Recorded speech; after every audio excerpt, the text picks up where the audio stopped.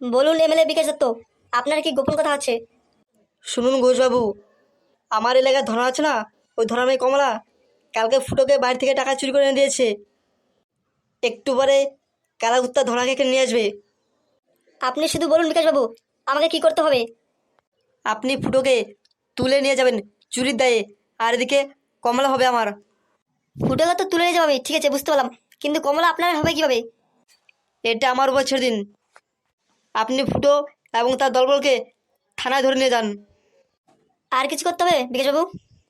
আর কিছু করা লাগবে না, আপনি এখন যান। সে তো বুঝতে পারছি, আপনার কাজ করেছি। সামনে পুজো আসছে, একটু মিষ্টি প্যাকেটটা একটু বড় করবেন। হ্যাঁ হ্যাঁ, বুঝতে পারছি, আপনার চিন্তা করা লাগবে না। আপনি যান, ফুটোকে তুলে যান, বাকিটা আমি দেখে নিচ্ছি। এই ঘোষবাবুকে যত মিষ্টি ভাত দিই না কেন, তবু ওনার পোষায় না। আর এদিকে কালাকুত্তা কখন গেছে ধনাকে ডাকতে, এখনও আসছে না। ফুটো রে, এবার তুই আমার হাত থেকে বাঁচতে পারবি না। এমন একটা মোক্ষম চাল চলেছি, তুই কিছুই বুঝতে পারবি না, আর জেলের মধ্যে পচে মরবি। এবার বড়বাবু এখানে নেই, তোকে যে বাঁচাবে, এবার কীভাবে বাঁচবি তুই? ওই তো ধনাকে দেখাচ্ছে, মনে হচ্ছে দিকে আসবে। কি রে এমএলএ চামচা, তুই আমার বাড়ির সামনে কি করছিস? ধনাদা, আপনার কাছে যাচ্ছিলাম, ভালো হয়ে গেছে আপনার সাথে দেখা হয়েছে। আপনাকে বড় ভাই এখনই দেখা করতে বলেছে। বিকাশ দত্ত আমার সাথে দেখা করতেছে? কি এমন ঘটনা যে আমাকে ডেকে পাঠালো? ধনাদা, সেটা তো আমি বলতে পারবো না, সেটা আমার তো বড় ভাই বলতে পারবেন। আপনি আমার সাথে চলুন। আচ্ছা, চল তাহলে। ও পল্টুদা, তোমার ব্যবসা করার জন্য টাকা জোগাড় হয়ে গেছে? না রে ভাই ল্যাংচা, এখনও টাকা জোগাড় করতে পারিনি, আর বাড়িতেও চাইতে পারবো না। কি হয়েছে পল্টুদা, তুমি বাড়ি থেকে টাকা চাইতে পারবে না কেন? আর বলিস না রে ল্যাংচা, কিছুদিন আগে স্কুলের প্রজেক্টের কথা বলে বাড়ি থেকে টাকা নিয়েছিলাম, তারপর বাড়িতে টের পেয়ে গেছে যে স্কুলে কোনো প্রজেক্টই দেয়নি, আমি টাকা নিয়ে খেয়ে ফেলেছি। ও, এই কথা। আমি বাড়িতে বলেছিলাম, বাড়িতে বলছে ভেবে দেখছি টাকা দিতে পারি না দিতে পারি, এখন যে কি করব, ব্যবসার জন্য টাকা করতে পাই কিছুই বুঝতে পারছি না। আর আমাদের কেউ কেউ টাকা ধারও দেয় না। এলেংচা, ফুটোর কি খবর? ও কি টাকা জোগাড় করতে পেরেছে? জানি না, ওর সাথে তো পর আর আমার দেখা হয়নি। দেখি দেখা হলে জিজ্ঞেস করে কি করে ও। পল্টুদা, ওই দেখো ফুটো চলে এসছে। হ্যাঁ রে, তোদের কখন থেকে আমি খুঁজে বেড়াচ্ছি। তোরা ক্লাবেও ছিলি না, পাড়াও ছিলি না, তোরা যে এই বাগানে বসে থাকবি আমি কি আগে জানতাম নাকি?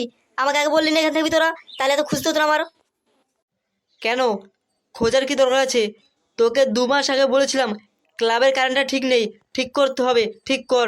তুই তো ঠিক করছিস না। এই গরমে ক্লাবে থাকা যায়? তাহলে কি আবার গানটা নষ্ট হয়ে গেছে? হ্যাঁ, ওই জন্য তো ক্লাব ছেড়ে এখানে এসে বসে আছি। আচ্ছা, বাদ দে সব কথা। বলছি, তোর কি টাকা জোগাড় হয়ে গেছে? হ্যাঁ, কিছু টাকা আমার লক্ষ্মীর ভাড়া ছিল, ওটা ভেঙে বের করে নিয়েছি, কিন্তু বেশি কিছু নেই। ওতে কি হবে?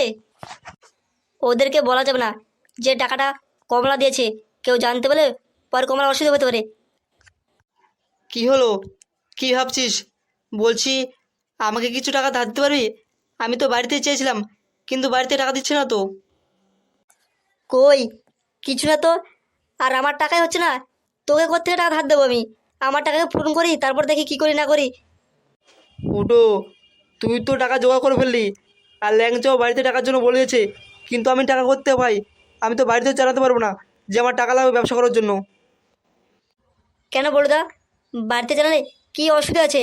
আর ব্যবসার জন্য চাইলে অবশ্যই দেবে, মানা করবে না। ফুটো, তুই জানিস না, পল্টুদা কিছুদিন আগে বাড়ি থেকে টাকা নিয়েছে স্কুলে নাকি প্রজেক্ট করবে বলে। এখন বাড়িতে টের পেয়ে গেছে স্কুলে করতে কোনো প্রজেক্ট দেয় নাই। এখন ফুটো ওকে টাকা দেবে না বাড়ি থেকে। কি হয়েছে পল্টুদা, এত মন খারাপ করে আছে কেন? নিশ্চয়ই একটা কোনো ব্যবস্থা হবে। ভাই ফুটো, মন খারাপ না করুক, করবোটা কি? টাকা পয়সা ছাড়া কীভাবে ব্যবসা করব? আচ্ছা পল্টুদা, আমরা কি এই দুর্গাপুজোয় কলকাতা হোটেলে কাজে যেতে পারি না? ওখানে কাজে গেলে তো অনেক টাকা রোজগার করতে পারবো, ওই টাকা দিয়ে পরে ব্যবসা করলে কেমন হয়? এলাকা চায় এতক্ষণ একটা কাজের কথা বলি। পল্টুদা, চলো আমরা তিনজন মিলে কলকাতা কাজ যাই। ওখান থেকে যে টাকা আসবে সেই টাকা দিয়ে নিজের ব্যবসা নিজে করবো। তাহলে কারো কাছ থেকে টাকা ধার চাইতে হবে না আর। ঠিক আছে, সবাই সবার বাড়িতে জানিয়ে রাখ, আমরা দু একদিন পরে বেরোবো।